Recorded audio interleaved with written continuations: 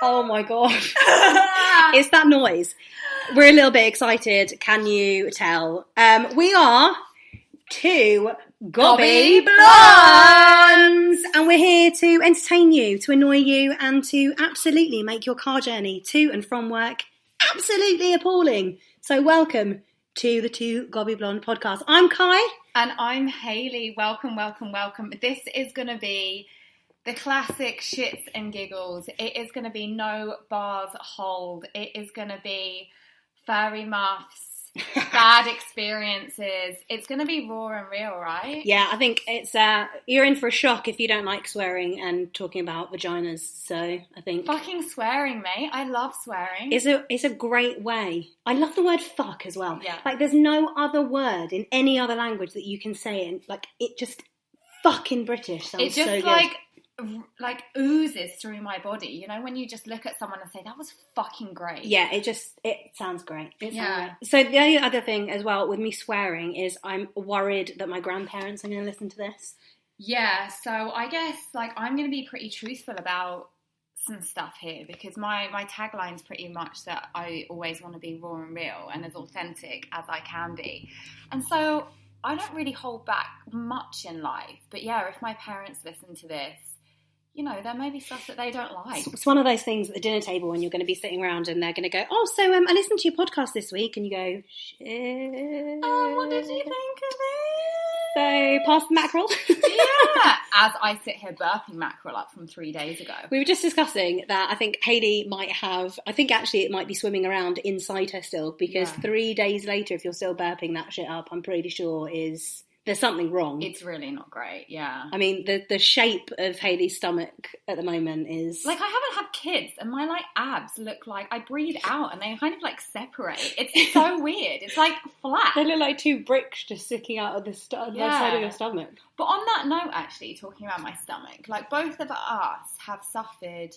Well, I've suffered for 20 years. So I'm 36. How old are you? Ugh, 31. Oh, you're such a baby! I honestly knew you were going to do that at some point. You are vile to do that to me in episode 1 as well. Do you know how hard it's been? I'm not asking what size your knickers are. I'm just asking how old you are. Yeah, I mean, and let's be fair. Your personally skin is like a baby's ass. I do have good skin. Yeah, I have always had good skin. Yeah. I'm very lucky. I take after my mum with my good skin, actually. Yeah, I do take after my mum. But seriously, not blowing your own horn or anything. I mean, obviously, I've got a massive horn on. Yeah. For my own skin, but I have got good skin. Yeah, there's not many things I can, like, not many things I can sort of gloat about. Whatever. No, I always say my. She's sitting with her arms crossed now, like very defensive on these gigantically tremendous breasticles. My melons. No, I don't really. There's not. I'm one of these people who's quite self-conscious. So like my big boobs, I've got a massive issue with. But there's only... They're fab. Okay, so we're very different, Hayley and I. So whilst I sit here with my massive, massive bazungas, bless her. I mean, we couldn't be chalk and cheese. I think that's why we work as well. Hayley's like a little grate board, and I'm like I don't know. I don't even know what you'd describe, like Mr. Blobby. I think that's basically me. No, you're not though, because like I often think as well, like sometimes I hug myself, you know, like to show myself a bit of love, and I'm like, far out, dude. Like that feels a bit uncomfortable. Like, I try and hug myself, and I'm like, I can't even get my arms past my boobs. Yeah, but dude, you've lost so much weight in the last. I have lost a stone now. I have a little bit more of a waist, which is really cool. You do. It's definitely nipping in. I love a waist as well. Yeah. Like, plus, I don't think men, you know, like they do like a bit of, you know, extra.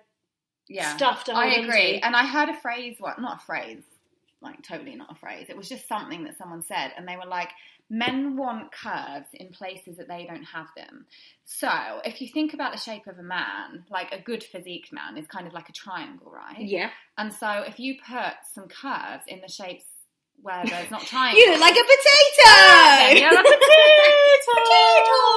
But that's it's me. true, right? And actually, like, I have to say, the older I get, the more I'm kind of like feel the bits that I'm not that comfortable with, and I'm like, actually no, they're lovely. Because sorry, just to excuse that sound, that was actually a tornado. That was a tornado going past. We're in a barn, okay? We're in a barn, and we do know we are like we said in our little introduction blog thing, we are destined for success. We are destined to be famous. We just know it. And we know that we've got to start somewhere, and it's in a barn in the middle of a field. And here we are. And the thing is, both of us have been wanting to do this for so long. And I think that we're really vivacious, bubbly souls.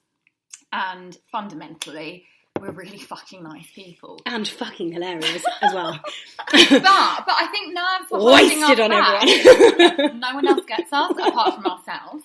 But yeah, really, really kind of like wasted on the world. But you know what? We didn't want to do this ourselves. We wanted to kind of, you know, have someone to do it with. And I think that coming on and doing this together has been amazing because we get to bounce off each other. We get to share the ups and downs and know that we can be confident, but underneath that, there is stuff going on, and that's what we want to talk about. That's right? why, I like, you know, we're always confident with everyone else, and I think when we get home, we're also the type of people that go to pot, just like everybody else as well. And I think it's really important to highlight that because although we are going to be obviously the most funniest podcast you've ever seen in your life, we also want to make sure that you guys can relate to us because actually we are genuinely human beings with real feelings, and when people are being shitty and horrible, we feel it. We feel it just like everyone else. And I think there are loads of people out there that don't necessarily talk about it. Yeah. And they always keep it locked up. And I think that's quite cool because then when we're talking about it on our podcast, other people can go, yeah, man, I feel you, sister. He was an arsehole to me too. And I get that. And you're like, yeah. And about our health journeys because 100%. My passion and your passion is to be the healthiest people that we could possibly be. And the reason being is because, and this is what we were getting to before we got into age and tits, was the fact that both of us have suffered with health. And mine's been 20 years, so since I was 16. Yours has been... Well, I've always actually been quite a sicky girl. Yeah. I've always been very allergic to lots of things as a child. I was borderline epileptic, so I fitted all the way until I was like 8 years old. Oh, wow. And then I grew out of that. But so as a general vibe, I'm quite a sicky person. But actually, my diagnosis of transverse myelitis was in 2007, so that's 13 years ago. And actually, since then, it's been a roller coaster of emotions that I've just wanted to get off at times and been like, okay, stop the ride now. Yeah. It's totally okay to stop. Yeah, we're fine. I feel the same. You know, like I got shingles at 16. And at that time, I was at the peak of my life. You know, like I was playing golf at a really, really, really high standard. And I was going to take it the whole way. I was dating, like... I didn't know that about you. Oh, yeah. Hold on a second. Does this mean that we can go now to, like, the PGA Open at Wentworth and I have someone to go with now because you actually would enjoy it? Yeah, man. Let's get a flat cap. Holy shitballs, Sheila. I did not know that you loved it. It would be so fun, right? Oh, my God. Yes. I don't have any girlfriends that love golf. But let's be frank, we really don't have many friends. That's very true.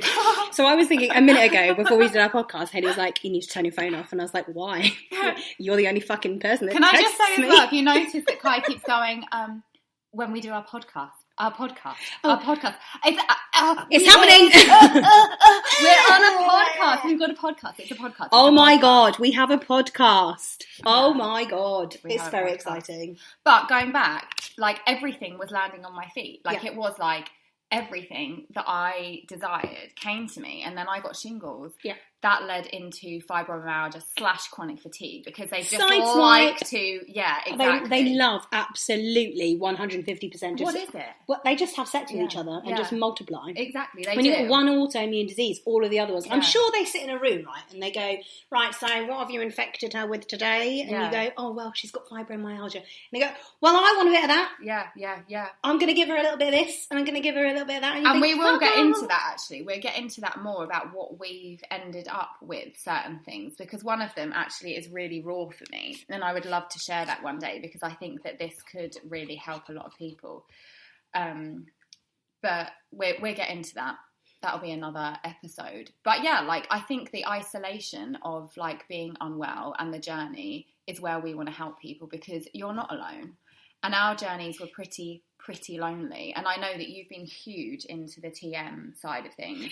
Yeah. And I wasn't huge into the support groups, whereas I wish I had been. So I didn't have any support groups when I first got it. So for those of you that don't know what transverse myelitis is, it's a very rare disease that only 1 in every million people get because I'm just that fucking special. 1 in a million. It's like the only time, genuinely, that I don't want to be that cool. But it paralysed me when I was 18 and I had to learn to walk again and, all that kind of bollocks. And I never had any support with it. When I first came out of hospital, they kind of just went, okay, bye. See you later. See you later. You can walk again-ish now. Let's just leave you. And then I was like, over the years, so much stuff started happening. And then all of a sudden, groups, because when I first got diagnosed, Facebook didn't even, it had only just come out within like 3 months. So groups weren't even a thing then. And then a few weeks, like years down the line, when the groups started happening, I was like, oh my God, there's TM groups. Like, there are other humans with this disease. Like, there are a few other million people oh out my there. God, this is so cool. Because then, I don't know whether you feel like with fibromyalgia, there are certain feelings, especially with like neurological diseases, that only you can understand. Yeah, totally. So like, I get like a fluttering thing that's underneath my scalp and it feels like there's a butterfly let loose in my brain and it feels like it's fluttering under my scalp. That's so weird. I get that and it's happening at the top right now. It's so weird. What it's is horrible. that? Exactly. So I found out that they're nerve endings that are just causing like... tingling. Yeah, basically. Nice. But I never met anyone that had it and I was like, oh my God. That's the thing. Why do they put it in our head, not our vagina? Like, if you found that butterfly down there, like, hello! I am just having a happy day. Exactly. But I never ever found anyone that had got it. And then when I met this group, I was like, oh my God, people get me. People understand. And it was like, I found my people. Yeah. No. And then I decided, yes, I'm going to heavily get involved in it by doing video blogs. Shock. Which is what I did. Get involved. I am the most involved person ever, okay? The most involved person.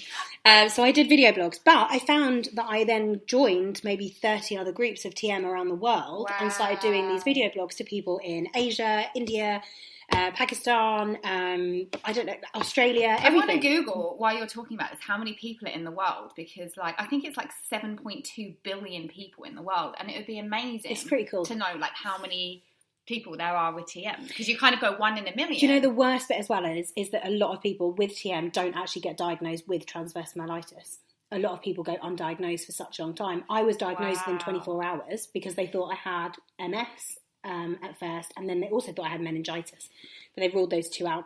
Wow. But there are a lot of people that go on to have like a TM diagnosis, for example, and then a lot of TM diagnoses go into MS. Yeah. So that's why we have to keep an eye on it and have all those scans and all the boring shit that you don't want to know about yet. But like, just while we are on it, like, because our thing is giving out tips and tricks, and we both have groups, so if you're still listening, if you are still here, thank you. Thank you so much. And in the information we will share our groups, but we have a personal development and positivity group and welly and wellness. We do. But what would be a couple of things that you do on a daily basis that you would recommend for health and like immunity and keeping strong? So and then I can go into... For me, I have 150% got on board with the whole lemon water thing. Sweet. And I have... Cheers, because we've got it right here. Cheers. And I've got on board with the lemon water thing because... And it's given me so much more energy and I just feel really hydrated. Everything seems to be working better. And also, I've not felt particularly great the last couple of days. Well, actually 4 or 5. But usually this cough and not feeling great would have lasted probably another 15 weeks. Yeah. I'd end up on maybe 4 lots of antibiotics, some steroids. Yeah. And all of a sudden, I'm starting to feel better already. It's amazing. Day 5, and you're it's like, just like your immunity. Oh my God. And then, the second thing, I think positive mindset. So for me, it's taken a really long time. But I used to be a glass half empty kind of person, which totally is why I started getting really on my own tits. Yeah. Like Kai, I would read all of my memories on Facebook and be like, oh, you're such a negative Nancy, stop it. And I was like, I need to change that. So every time I get up, I'm like, when something happens and I'm like, okay, well, it's shit, but look at it like this. Yeah. So I would say that's helped, and that's helped my mental health. I think when you have something that you're not so stoked on, like actually saying to yourself, okay, this isn't exactly what I thought was going to happen right now, but what can I learn from it? And also, what's it teaching me? Yep. You know, because often when you have autoimmune conditions and just general ups and downs in life, you think that it's like being thrown at you. Yeah. Whereas